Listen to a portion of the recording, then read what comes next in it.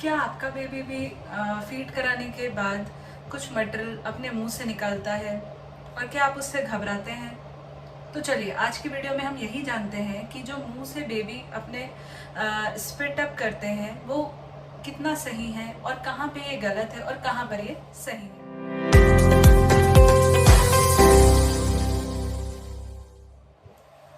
हरे कृष्णा। तो चलिए आज की वीडियो में हम यही जानते हैं कि जो स्पिट अप बेबी करते हैं वो उनके लिए कितना सही है।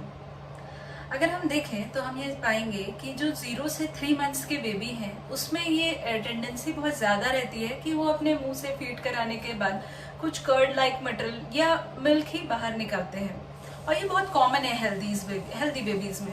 तो इसमें कोई घबराने की बात नहीं है। हमको जो हमारा बेबी का स्टमक है और ईसोफेगस जो होता है, ईसोफेगस मीन्स फूड पाइप, तो बेबी के स्टमक और फूड पाइप के बीच में जो स्पेस रहता है वहां एक मसल होता है।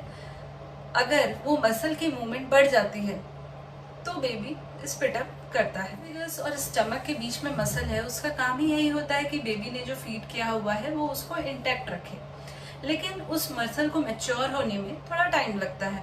तो अगर उसकी मूवमेंट कुछ बढ़ जाती है तो हमारा बेबी है वो अपने मुंह से स्पिट अप करता है। तो सेकंड क्वेश्चन ये आता है कि ये कब तक सही होता है। तो 0 से 3 मंथ्स के बेबी में ये बहुत ही कॉमन है, आपको रेगुलरली ये देखने मिलेगा और जैसे जैसे बेबी ग्रो होते जाते हैं वैसे वैसे ये कम होते जाता है। लेकिन हमको ये ध्यान रखना है कि स्पिटिंग अप और वॉमिटिंग में डिफरेंस होता है। स्पिटिंग अप में अगर आप देखेंगे तो जो बेबी है अगर वो लाई डाउन है या किसी भी पोस्चर में है तो उसके मुंह के कॉर्नर से कर्ड लाइक मटेरियल या मिल्क लाइक मटेरियल बाहर आता है, तो ये स्पिटिंग अप है। ये फोर्सफुल नहीं होता, ये स्मूथली होता है और बेबी को इसमें कोई दिक्कत भी नहीं होती है। लेकिन जो वॉमिटिंग है वो फोर्सफुली माउथ से बेबी के बाहर आता है। तो क्या बेबी की ग्रोथ अफेक्ट होती है स्पिट अप करने से? अगर आपका बेबी का रेगुलर वेट गेन हो रहा है, वो जो सुसु पॉटी है वो उसकी अच्छी चल रही है, तो स्पिट अप उसके लिए बेबी के लिए कोई इफेक्ट नहीं कर रहा है। लेकिन अगर आपको इसमें कुछ भी एबनॉर्मल दिख रहा है तो आपको अपने डॉक्टर से ज़रूर कंसल्ट करना चाहिए। तो ये स्पिट अप को हम रिड्यूस कैसे कर सकते हैं या कंट्रोल कैसे कर सकते हैं, तो उसके लिए कुछ पॉइंट्स आपको ध्यान में रखने हैं।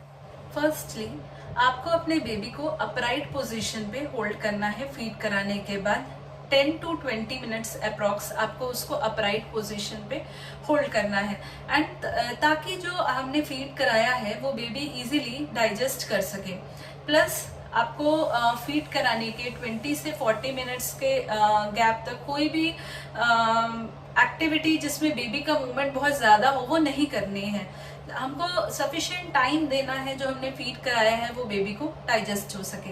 सेकंड, अगर आपको लग रहा है कि स्पिट अप बहुत ज़्यादा बढ़ गया है तो आपको ओवर फीडिंग है वो कंट्रोल करनी है। अपने बेबी को आप जितने मात्रा में दूध पिलाते थे पहले, चाहे वो फॉर्मूला मिल्क हो चाहे ब्रेस्ट फीड हो, आपको उसको थोड़ा ड्यूरेशन कम करना है in terms of breast feed and formula milk में आपको क्वांटिटी कम करनी है।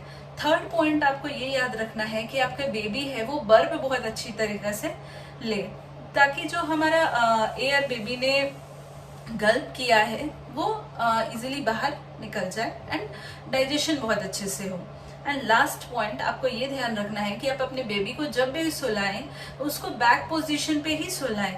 टमी टाइम जो हम देते हैं उस पोजीशन पे अपने बेबी को ना सुलाएं। और लास्ट में हमको कंसर्न तब दिखाना है या डॉक्टर को हमको विजिट तब करना है जब हमारे बेबी का वेट गेन ना हो रहा हो, हमको उसमें कोई इंक्रीज ना दिख रहा हो, बेबी के स्टूल में आपको ब्लड दिखे, जो स्पिट अप हो रहा है उसमें आपको ग्रीन या येलो फ्लूइड स्ट्रक्चर दिखे एंड आपको जो उसकी सुसु पॉटी है वो कम लगे, मतलब मीन्स उसकी जो टेंडेंसी अगर वो पहले 8 to 10 टाइम्स कर रहा था वो अगर आपको उसमें कम दिख रही है तो आपको डॉक्टर से जरूर कंसल्ट करना है। तो आज की वीडियो में सिर्फ इतना ही। अगर आपको वीडियो अच्छा लगा हो तो चैनल को सब्सक्राइब करें, वीडियो को लाइक करें, कमेंट करके मुझे ये बताएं कि आपको और किस टॉपिक पे वीडियो देखना पसंद है। Thank you.